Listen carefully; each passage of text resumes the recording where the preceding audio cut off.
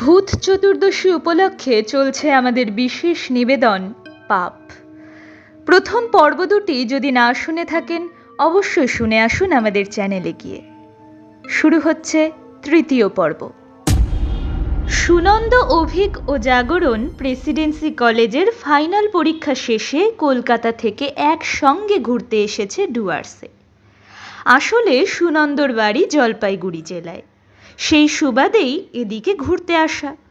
ধূপছড়া এখন পর্যটন কেন্দ্র হিসেবে বেশ আকর্ষণীয়। একদিনের জন্য তারা শেয়ারে গাছবাড়িটি ভাড়া নিয়ে থাকবে, এই কথা আগেই ঠিক হয়েছিল। কথা মতো আজ তারা ধূপছড়ার শালবনে উপস্থিত। সকালে নদীতে হাতির স্নান দেখে এসেছে তিনজনে। সবার মতো তারাও বেশ আনন্দ উপভোগ করেছে সেই অপূর্ব দৃশ্য দেখে। দুপুরে গাছবাড়িতে ফিরে স্নান সেরে খেতে বসবে।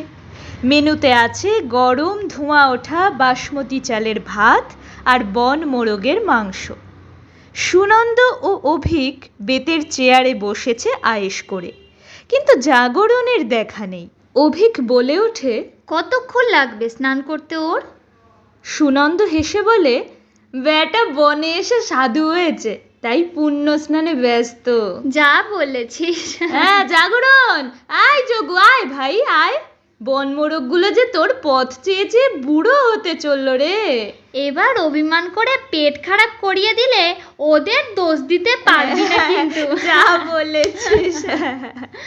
সুরম্য স্নান ঘরে ঠান্ডা জলে গা ডুবিয়ে জাগরণ স্নান করছিল, কিন্তু যতবার মাথায় জল ঢালছে ততবার তাকে বিমূঢ় করে দিয়ে তার চোখের সামনে ভেসে উঠছে অসংখ্য মানুষের ছবি।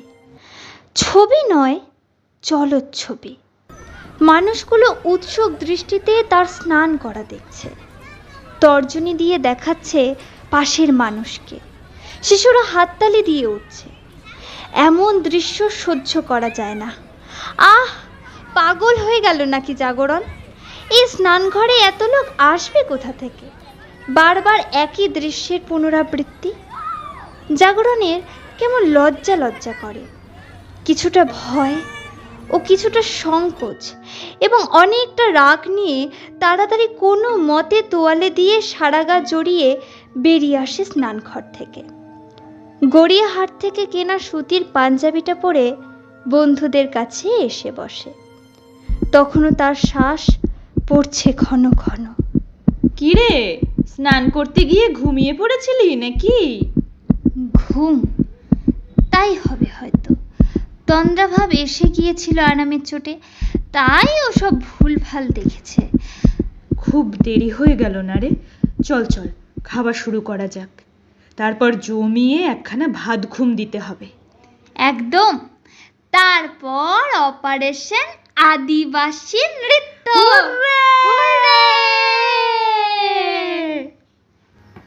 শালবনির ফাঁকে সন্ধ্যা নেমেছে। মশাল জ্বালিয়ে রেখে আদিবাসী মেয়েরা নাচছে সারি বেঁধে। সবার পা উঠছে নামছে একই ছন্দে, কোমরের উপর বিছে দুলছে একই তালে। আদিবাসী গানের সুরে অনন্য মাদকতা আছে। সবাই শ্যামলা গায়ে হাঁটু পর্যন্ত শাড়ি জড়িয়েছে। শুধু একটি মেয়ে একটু অন্যরকম, অন্যদের চেয়ে একটু ঝাপসা। শুধু জলজল করছে তার গলায় হাতির দাঁতের মালা। তার লম্বা বেনি থেকে জল বিন্দু বিন্দু চুঁইয়ে পড়ছে। এই অবেলায় স্নান করেছে নাকি? পুরো শরীরে মেয়েটি শাড়ির উপরে আবার ডোরা কাটা গামছার প্রলেপ দিয়েছে। গামছার আবরণে তার সর্বাঙ্গ আচ্ছন্ন। নাচের ফাঁকে মেয়েটির পাশের মহিলা গামছাটি টেনে খোলার চেষ্টা করলেও সে বুকের কাছে দুহাত জড়ো করে আঁকড়ে ধরে রেখেছে গামছাটিকে। আদিবাসী মেয়েদের মধ্যে সচরাচর এত লজ্জা দেখা যায় না তো। গল্পটির পরবর্তী পর্ব আসতে চলেছে আগামীকাল। গল্পটি শুনতে চাইলে আমাদের চ্যানেলটিকে সাবস্ক্রাইব করুন এবং আমাদের পাশে থাকুন। ধন্যবাদ।